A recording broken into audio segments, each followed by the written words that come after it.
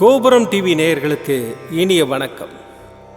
இன்று பிறந்தநாள் காணும் மற்றும் மணநாள் காணும் அத்துணை சகோதர சகோதரிகளுக்கும் எங்களது இனிய வாழ்த்துக்கள். பாபாவின் ஆசிகளோடு பல்லாண்டு காலம் நீங்கள் எல்லா வளங்களும் செல்வங்களும் பெற்று நலமுடன் வாழ வாழ்த்துகிறோம். பாபா அழைக்கிறார்.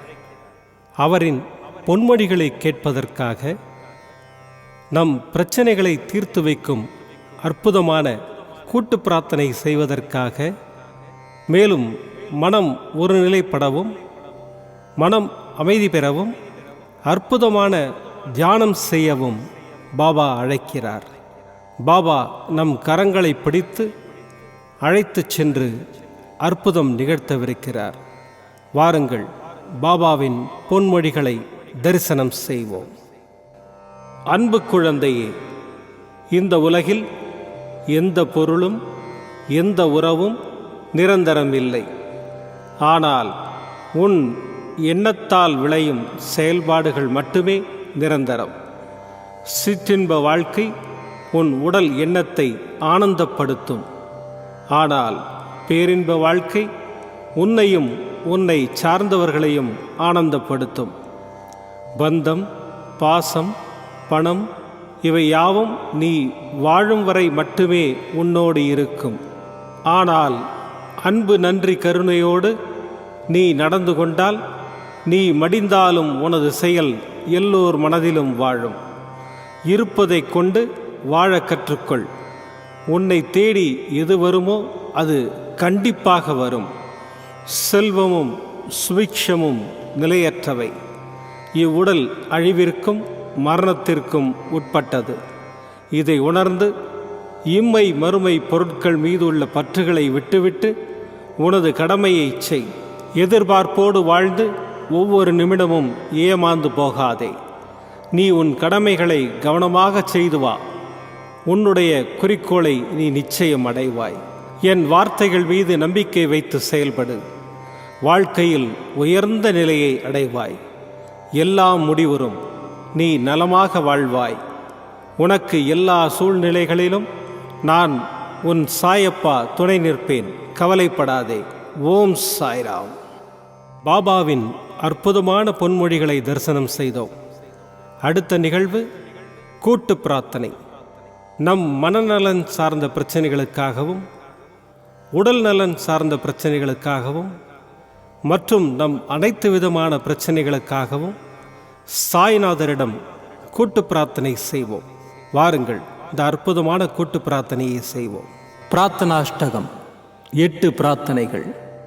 சாந்தமான மனம் கொண்ட சாயிநாதரே, அறிவின் சிகரமே, அன்புள்ளம் கொண்டவரே, கருணை கடலே, உண்மையின் இருப்பிடமே, மாயை என்னும் இருளை அகற்றுபவரே, ஜாதி மத பேதங்களுக்கு அப்பாற்பட்டவரே, எங்களின் புரிந்து கொள்ளும் திறமைக்கு அப்பாற்பட்டவரே, அன்பின் இருப்பிடமே, ஷீரடி வாழ் இறைவனே, என்னை காப்பாற்றும், என்னை காப்பாற்றும். ஞான சூரியனே, ஞானத்தை வழங்குபவரே, பக்தர்களின் மனங்களில் உலவிடும் பரமஹம்சரே, அனைத்து நன்மைகளுக்கும் காரணமானவரே, தங்களை சரணடைந்தவரை காப்பவரே, படைக்கும் தொழில் புரியும் பிரம்மாவும் காக்கும் கடவுளான விஷ்ணுவும் நீங்களே. 3 உலகங்களையும் யுகங்கள் முடிவில் தன்னுள் ஐக்கியமாக்கிக் கொள்ளும் ருத்திரனும் தாங்களே. நீங்கள் இல்லாத இடம் இந்த பூமியில் ஏது? எல்லாம் அறிந்த இறைவன் நீங்கள். எங்கள் எல்லோரின் இதயங்களிலும் வசிப்பவரும் நீங்களே. எனது எல்லா குற்றங்களையும் மன்னிக்க வேண்டும் என்று வேண்டி கேட்டுக்கொள்ளுகின்றேன். அலை அலையாய் தொடர்ந்து வரும் சந்தேகங்களையும் மனமயக்கங்களையும் போக்குவீராக. நீங்கள் கோமாதா, நான் பிறந்த இளங்கன்று. நீங்கள் சந்திரன், நான் சந்திரகாந்த கல். தங்கள் பாதங்கள் கங்கை நதி. பணிவுடன் இந்த தாசன் உங்கள் பாதங்களில் தலை வணங்குகிறேன். உங்கள் கைகளை என் தலைமீது வைத்து ஆசை கூறுங்கள். என் கவலைகளும் துன்பங்களும் பறந்தோடட்டும். இந்த கணு தங்களின் தாசன். இந்த 8 துதிகளையும் கூறி நான் உங்களை சாஷ்டாங்கமாக நமஸ்கரிக்கின்றேன். எனது பாவங்கள், துன்பங்கள் மற்றும் ஏழ்மை நிலை இவை யாவும் உடனடியாக விலகி ஓடட்டும். ஓம் சாய்ராம். ஓம் சாய்ராம், ஓம் சாய்ராம். அற்புதமாக கூட்டு பிரார்த்தனை செய்தோம். பாபா நம்முடைய கோரிக்கையை ஏற்று நிச்சயமாக நமக்கு அற்புதங்களை செய்வார் என்பது சத்தியம்.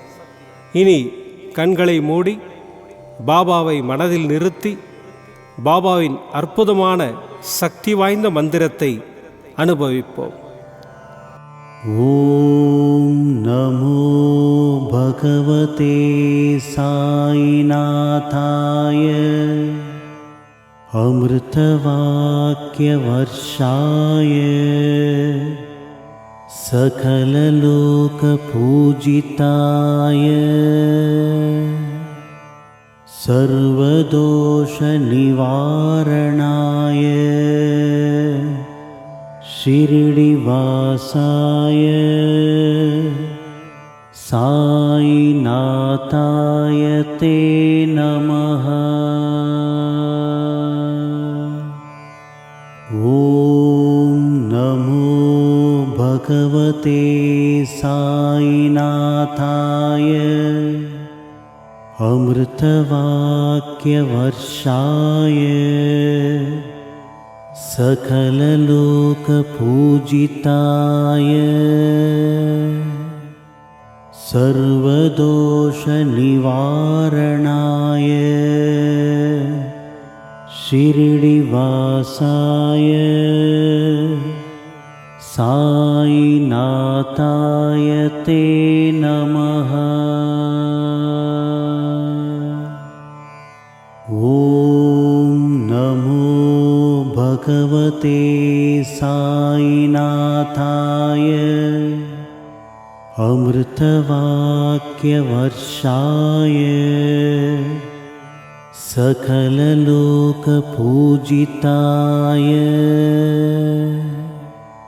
சர்வதோஷநிவாரணாய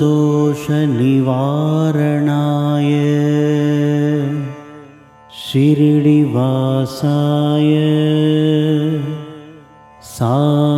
சாய்நாதாய தே நமः. ஓம் நமோ பகவதே சாய்நாதாய அமிர்தவாக்யவர்ஷாய சகலலோகபூஜிதாய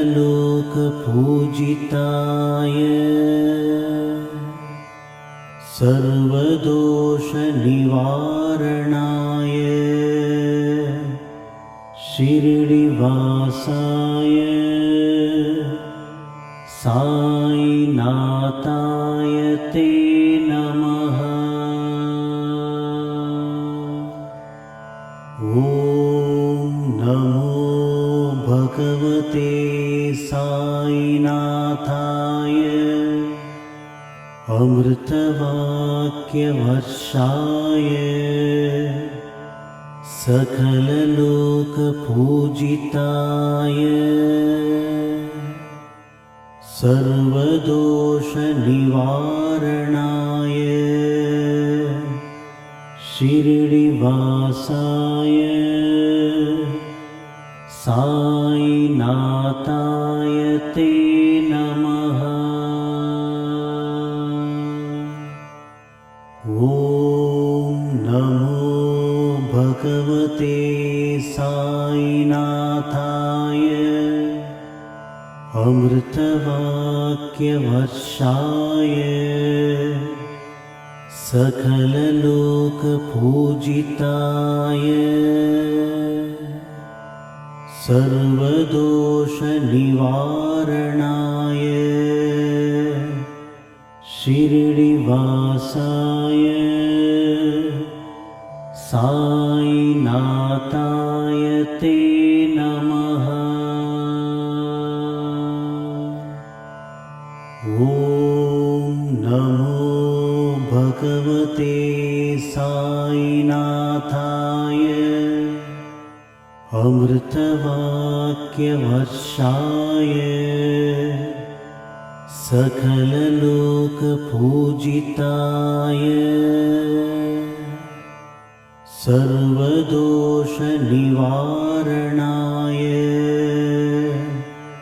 शिरडिवासाय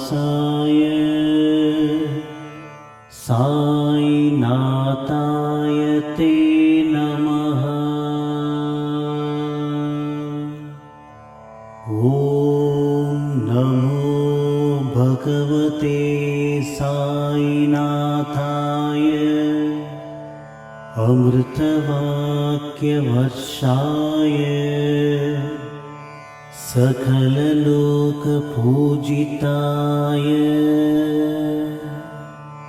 सर्वदोषनिवारणाय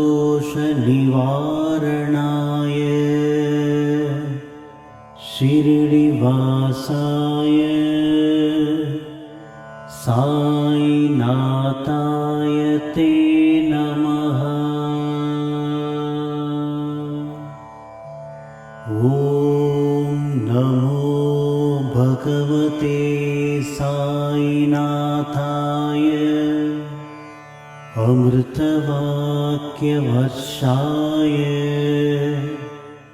सकललोकपूजिताय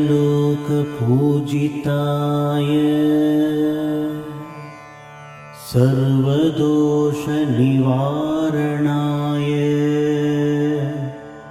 शिरडिवासाय साईनाथाय ते नमः। ॐ नमो भगवते साईनाथाय अमृतवाक्यवर्षाय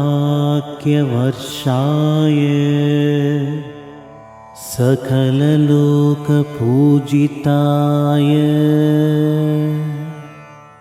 सर्वदोषनिवारणाय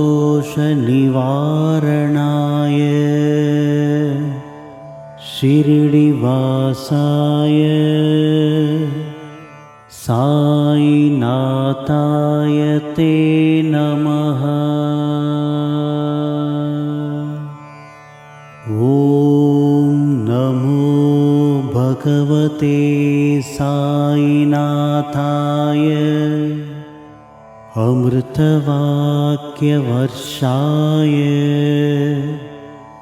सकललोकपूजिताय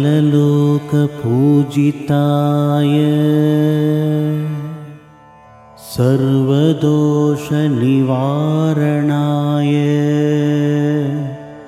शिरडिवासाय साईनाथाय ते नमः। ॐ नमो भगवते साईनाथाय अमृतवाक्यवर्षाय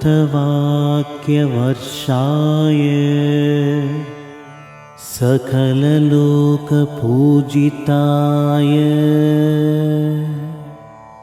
सर्वदोषनिवारणाय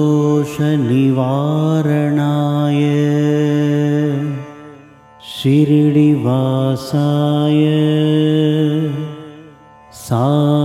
साईनाथाय ते नमः। ॐ नमो भगवते साईनाथाय अमृतवाक्यवर्षाय सकललोकपूजिताय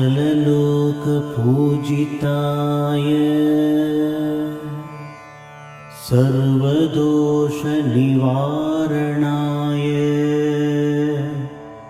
शिरडिवासाय साईनाथाय ते नमः। ॐ नमो भगवते साईनाथाय अमृतवाक्यवर्षाय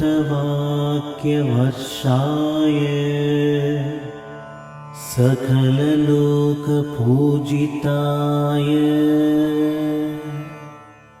सर्वदोषनिवारणाय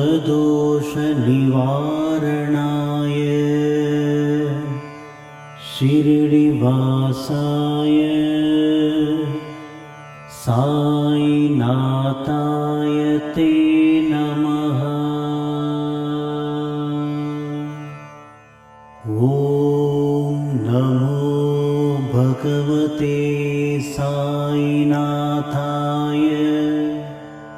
अमृतवाक्यवर्षाय सकललोकपूजिताय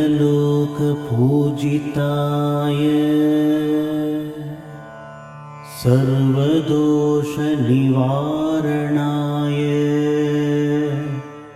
शिरडिवासाय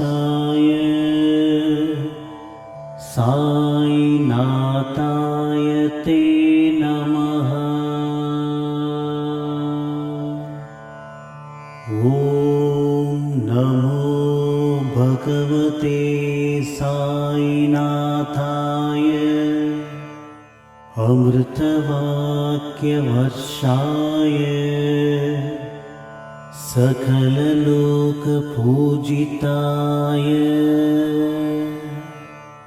सर्वदोषनिवारणाय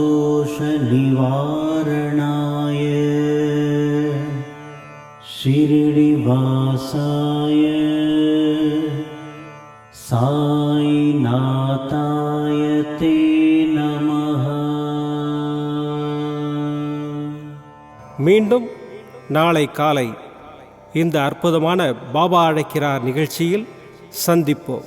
நன்றி, வணக்கம். விதம் விதமான பக்தி நிகழ்ச்சிகளை உங்களுக்காக தந்து கொண்டிருக்கிறது உங்கள் கோபுரம் டிவி. உங்களுக்கு பிடித்த நிகழ்ச்சிகளை லைக் செய்யுங்கள், உங்களுக்கு பிடித்த மாணவர்களுக்கு ஷேர் செய்யுங்கள். மேலும் சப்ஸ்கிரைப் செய்வதோடு மட்டுமல்லாது அருகில் இருக்கும் பெல் பட்டனை கிளிக் செய்து கோபுரம் டிவி நிகழ்ச்சிகளை உடனுக்குடன் தெரிந்து கொள்ளுங்கள். மற்றும் ஒரு மகிழ்ச்சியான செய்தி, கோபுரம் டிவி ஆப்பை கூகுள் பிளே ஸ்டோரில் ஃப்ரீ டவுன்லோட் செய்து கோபுரம் டிவி நிகழ்ச்சிகளை தொடர்ந்து கண்டுகளியுங்கள், பாருங்கள், ரசியுங்கள், பரவசமடையுங்கள். gopuramtv.com பக்தி பக்திமயம்.